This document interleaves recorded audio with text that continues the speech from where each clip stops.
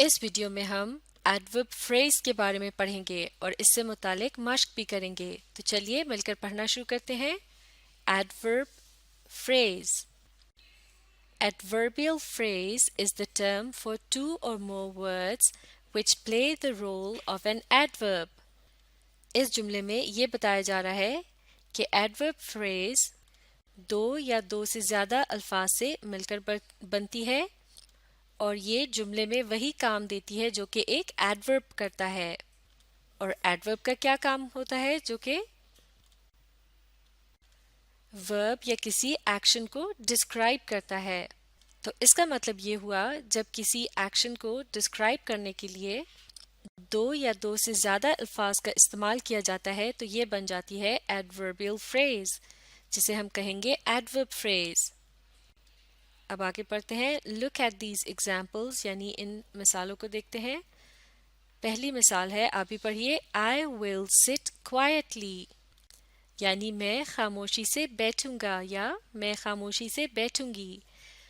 तो यहाँ किस चीज़ के मुतालिक बताया जा रहा है कि कैसे बैठा जाएगा। तो क्वाइटली का लफ्ज़ जो है वो सिट का क्या है? एडवर्ब है। बिल्कुल ठीक। तो ये है एक नॉर्मल एडवर्ब। अब अगला जुमला पढ़ते हैं। I will sit in silence. इस जुमले में भी तकरीबन वही बात हो रही है, लेकिन यहाँ सिट के लफ्ज़ को यानी सिट के एक्शन को डिस्क्राइब करने के लिए दो अल्फाज इस्तेमाल किए गए हैं। इन साइलेंस यानी खामोशी से। उर्दू तर्जुमे में इन दो जुमलों के मतलब को अच्छी तरह से समझने के लिए हम पहले जुमले का तर्जुमा अगर इस तरह से करें कि मैं खामोश बैठूंगी तो ज़्यादा बेहतर रहेगा, क्योंकि अब इस दूसरे जुमले का मतलब होगा I will sit in silence, यानी मैं खामोशी से बैठूंगी। तो यहाँ पहले जुमले में था सिर्फ खामोश, और जबकि यहाँ पे होगा खामोशी से या खामोशी के साथ। तो जैसे कि खामोशी एक लफ्ज़ है, जबकि खामोशी के साथ ये हो गए तीन अल्फाज उर्दू तर्जुमे के मुताबिक।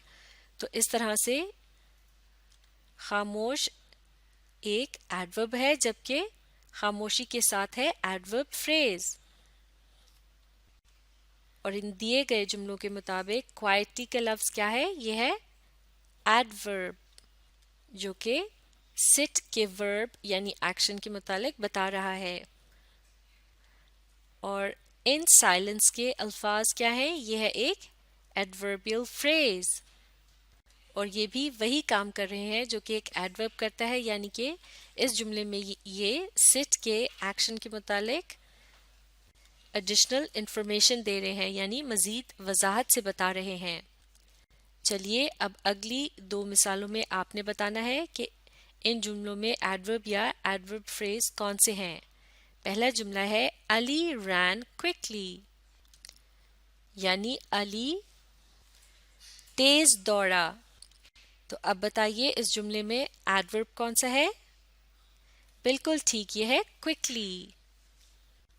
क्विकली का लफ्ज़ बता रहा है कि कैसे दौड़ा गया, यानी ये लफ्ज़ एक एक्शन को डिस्क्राइब कर रहा है, तो ये है एडवर्ब। अब पढ़ते हैं अगला जुमला, आप भी पढ़िए। Ali ran with great speed. अब की बार रैन के लफ्ज़ के बाद इसे डिस्क्राइब करने के लिए एक से ज़्यादा अल्फाज का इस्तेमाल किया गया है, विद ग्रेट स्पीड। इस जुमले में ये कहा जा रहा है कि अली तेज़ रफ्तार के साथ दौड़ा। तो यहाँ एडवर्ब फ्रेज क्या है? With great speed. बिल्कुल ठीक। और विद ग्रेट स्पीड को अगर हम सिंप्लीफाई करना चाहें तो इसकी जगह क्या लफ्ज़ इस्तेमाल करेंगे? क्विकली। बिल्कुल ठीक। तो विद ग्रेट स्पीड के अल्फाज दौड़ने के अंदाज को बता रहे हैं, यानी अली कैसे दौड़ा। तो इसे एडवर्ब ऑफ मैनर भी कहा जा सकता है। अगर हम ये बताना चाहें कि अली कहाँ दौड़ा और हम ये कहें कि अली रैन ऑन द रोड, तो अब की बार हम ये बता रहे हैं कि कहाँ भागा गया, यानी अली किस जगह भाग रहा था। तो अब ये हो जाएगा एडवर्ब ऑफ प्लेस, यानी وہ الفاظ جن کی مدد سے یہ پتہ چلتا ہے کہ کسی بھی عمل کو کس جگہ کیا گیا ہے.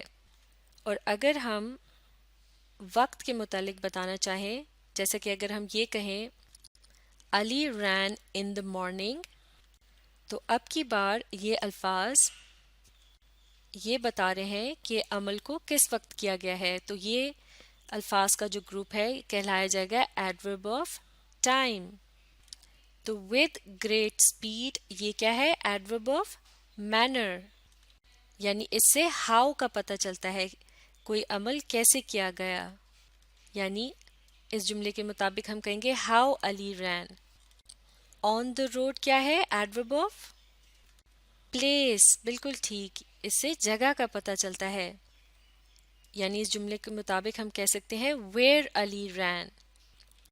اور ان دا مارننگ یہ کس قسم کا فریز ہے؟ یہ ہے ایڈورب آف ٹائم. اس جملے کے مطابق اس سے پتہ چلتا ہے when علی رین، یعنی وہ کب بھاگا. تو ایڈورب آف مینر سے کیا پتہ چلتا ہے؟ ہاؤ، یعنی کوئی عمل کیسے کیا گیا. اور ایڈورب آف پلیس سے کیا پتہ چلتا ہے؟ اس سے ویئر کے متعلق پتہ چلتا ہے، یعنی کہاں، کوئی بھی عمل کہاں کیا گیا. اور ایڈورب آف ٹائم سے کیا پتہ چلتا ہے؟ اس سے پتہ چلتا ہے when، یعنی کب، کوئی بھی عمل کب کیا گیا. چلیے اب ایڈورب فریز سے متعلق مشق کرتے ہیں، مل کر پڑھتے ہیں کہ کیا کرنا ہے. Replace the following underlined adverbs by an adverb phrase. تو یہاں یہ کہا جا رہا ہے کہ دیے گئے جملوں میں ایڈوربس کو انڈر لائن کر دیا گیا ہے اور ہم نے انہیں ایڈورب فریزز سے تبدیل کرنا ہے. یعنی ہم نے ہر ایڈورب کی جگہ اس سے ملتی جلتی ایک ایڈورب فریز لکھنی ہے. تو مل کر شروع کرتے ہیں. نمبر 1 آپ ہی پڑھیے. The pigeon flies swiftly، یعنی کبوتر کی اڑان تیز رفتار ہے. تو اب ہم نے اس جملے میں swiftly یعنی تیز رفتاری کے لفظ کی جگہ ایک ایڈورب فریز استعمال کرنی ہے. اس کا آسان طریقہ یہ ہے کہ اس لفظ کے مطلب کا پتہ لگایا جائے.